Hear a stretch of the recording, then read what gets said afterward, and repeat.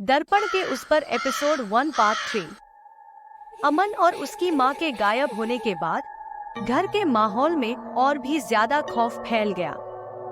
अमन के पापा ने अब उस कमरे को हमेशा के लिए बंद कर दिया था, लेकिन अजीब घटनाएं थमने का नाम नहीं ले रही थी। रात के सन्नाटे में कभी कभी उस बंद कमरे से खटखटाने की आवाजें आती, जैसे कोई अंदर से बाहर निकलने की कोशिश कर रहा हो।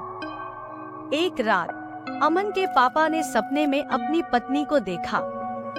वह रो रही थी और बार बार कह रही थी, मुझे और अमन को बचा लो, हम इस जाल में फंस गए हैं।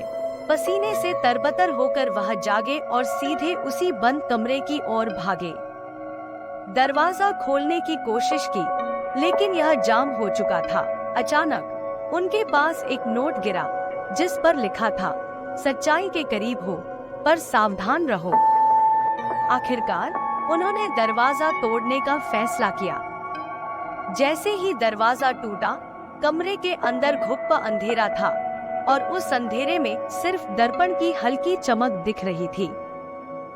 दर्पण के पास जाते ही उसमें से एक आवाज आई, तुमने हिम्मत तो दिखाई, लेकिन अब तुम्हारी परीक्षा होगी।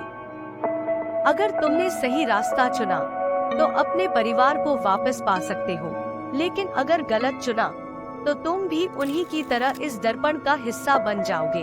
अमन के पापा ने दर्पण में झांका और उन्हें 3 रास्ते दिखाई दिए, एक जलती हुई अग्नि की ओर, दूसरा घने जंगल की ओर और तीसरा गहरी खाई की ओर। अचानक दर्पण से फिर वही आवाज आई, समय कम है, फैसला करो।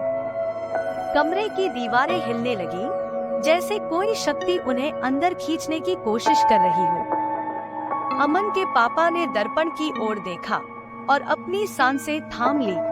फैसला लेना अब उनके हाथ में था। कमरे में गूंजती हुई दर्पण की आवाज ने उनकी घबराहट को और बढ़ा दिया। क्या वह सही रास्ता चुन पाएंगे, या यह खेल हमेशा के लिए उनका भी अंत कर देगा?